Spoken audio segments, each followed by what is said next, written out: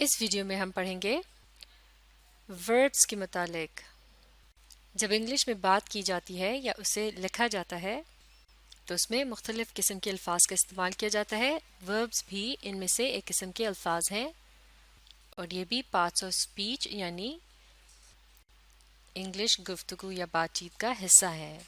چلیے اب مل کر پڑھتے ہیں اور دیکھتے ہیں کہ انگلش میں بات چیت کرنے کے لیے یا پھر کسی بات کو لکھنے کے لیے verbs کس طرح سے ہماری مدد کرتے ہیں اور ان کا کیا کام ہوتا ہے۔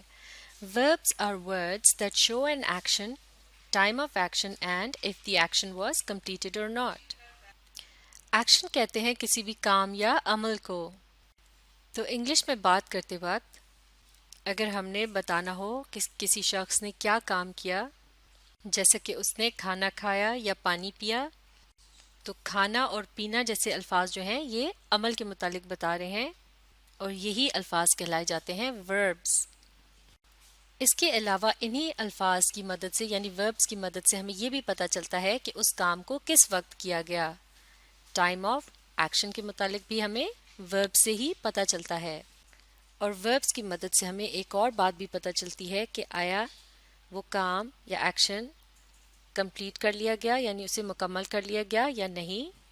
تو اس طرح سے ہم کہہ سکتے ہیں کہ verbs ہمیں عمل کے وقت اور عمل کی نوعیت کے متعلق بتاتے ہیں۔ اب اس جملے کو دیکھیے، سارا ڈرینک ٹی یعنی سارا نے چائے پی۔ لفظ ڈرینک یعنی پی یہ لفظ ہے ایک verb کیونکہ یہ بتا رہا ہے ایک عمل کے متعلق یعنی یہ ایک ایکشن ہے، تو اس طرح سے اسے ہم کہتے ہیں verb۔ اب ایک اور اگزامپل دیکھتے ہیں، سارا واز ڈرنکنگ ٹی یعنی سارا چائے پی رہی تھی۔ مثال کے طور پر اگر اس طرح سے کہا جائے کہ جب میں نے سارا کو دیکھا تو سارا چائے پی رہی تھی، تو اس جملے میں مین verb یعنی خاص عمل جس کی طرف اشارہ کیا گیا ہے وہ ہے ڈرنکنگ یعنی پینا، تو یہ ایک قسم کا ایکشن ہے اور پارٹس آف اسپیچ کے مطابق اسے ہم کہیں گے ایک verb۔ لیکن یہاں اس جملے میں ڈرنکنگ سے پہلے ایک اور لفظ ہے وہ ہے was، یہ بھی ایک قسم کا verb ہے بلکہ اسے ہیلپنگ verb کہا جاتا ہے یعنی یہ مدد دے رہا ہے پوری بات کو سمجھنے کے لیے، یعنی اس کی مدد سے ہمیں پتہ چل رہا ہے کہ یہ عمل کب ہوا، یعنی یہ عمل ماضی میں ہوا۔ جب کسی عمل سے پہلے لفظ was کا استعمال کیا جاتا ہے تو اس کا مطلب ہے یہاں بات ہو رہی ہے ماضی کی یعنی پاسٹ کی۔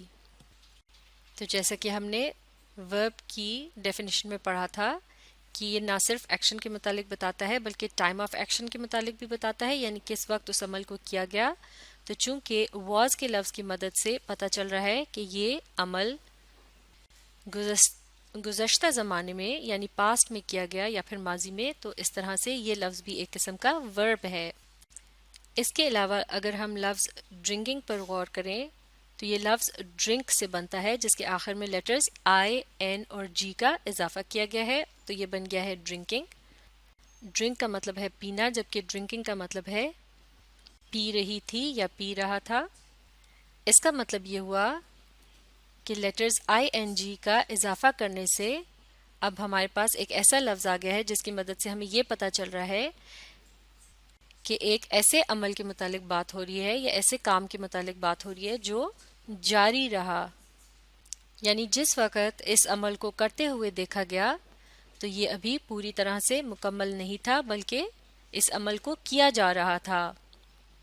تو اس طرح سے اب ہم یہ بات سمجھ سکتے ہیں کہ کس طرح سے verbs جو ہیں وہ ہمیں اس بات کا بھی بتاتے ہیں کہ آیا کوئی کام مکمل ہوا یا نہیں یا پھر وہ جاری تھا، جیسا کہ اس ایگزامپل میں بتایا گیا ہے، سارا واز ڈرنکنگ ٹی یعنی سارا چائے پی رہی تھی، تو یہ عمل سارا کر رہی تھی پاسٹ میں یعنی ماضی میں، اور جس وقت اس کو یہ عمل کرتے ہوئے دیکھا گیا تو یہ عمل ابھی جاری تھا یعنی پوری طرح سے مکمل نہیں ہوا تھا۔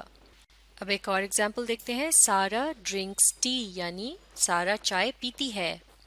تو اس جملے میں لفظ ڈرنک کیا ہے، یہ ایک ایکشن ہے یعنی کام یا عمل، تو اس طرح سے یہ ہے ایک verb۔ تو لفظ ڈرنکس بنا ہے لفظ ڈرنک سے اور اس کے آخر میں لیٹر ایس کا اضافہ کرنے سے یہ بن جاتا ہے ڈرنکس.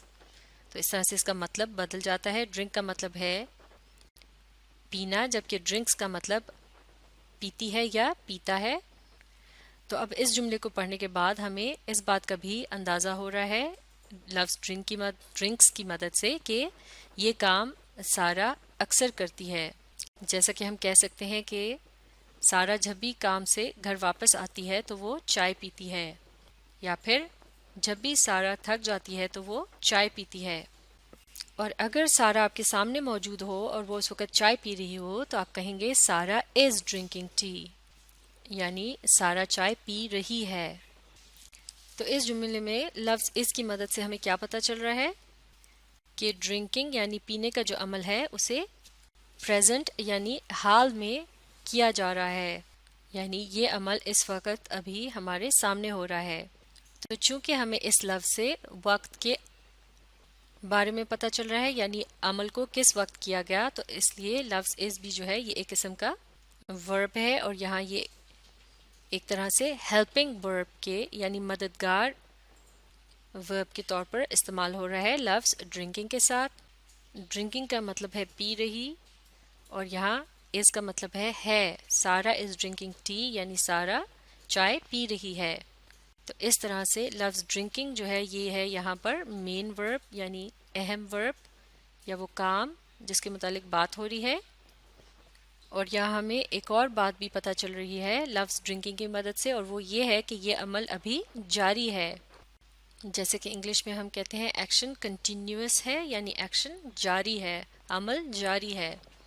اب ایک اور ایگزامپل کو دیکھتے ہیں. سارا has finished drinking Hare T, یعنی سارا نے اپنی چائے ختم کر لی ہے، یا پھر یوں بھی کہہ سکتے ہیں کہ سارا نے اپنی چائے پی لی ہے. اس جملے میں لفظ ہیز کی مدد سے ہمیں پتہ چلتا ہے ایکشن کے ٹائم کے متعلق، کیونکہ لفظ ہیز تب استعمال کیا جاتا ہے جب کوئی ایکشن تھوڑی دیر پہلے ہی ختم ہوا ہو. فنشڈ کہتے ہیں ختم کر دینے کے عمل یا ایکشن کو. اسی طرح سے لفظ فنشڈ کی مدد سے ہمیں یہ بھی پتہ چل رہا ہے کہ یہ ایکشن جو ہے یہ کمپلیٹ ہے، یعنی پوری طرح سے مکمل ہو گیا ہے. اور یہاں ایکشن کیا ہے؟ ڈرنکنگ، یعنی اس جملے کے حساب سے چائے پینے کے عمل کے متعلق بات ہو رہی ہے. تو وہ الفاظ جو وقت کے متعلق بتاتے ہیں اور یہ بھی بتاتے ہیں کہ ایکشن پوری طرح سے مکمل ہوا یا نہیں، اور وہ کسی عمل یا کام کو بیان کرتے ہیں، تو یہ تمام الفاظ کہلائے جاتے ہیں وربس. تو اس طرح سے آپ سمجھ سکتے ہیں کہ وربس کی انگلش بول چال اور تحریر میں کتنی زیادہ اہمیت ہوتی ہے. تو اب آپ وربس کے متعلق اچھی طرح سے سمجھنے کے لیے اس ویڈیو کو ری پلے کیجئے اور اس کے ساتھ ساتھ پڑھنے اور سمجھنے کی کوشش جاری رکھیے.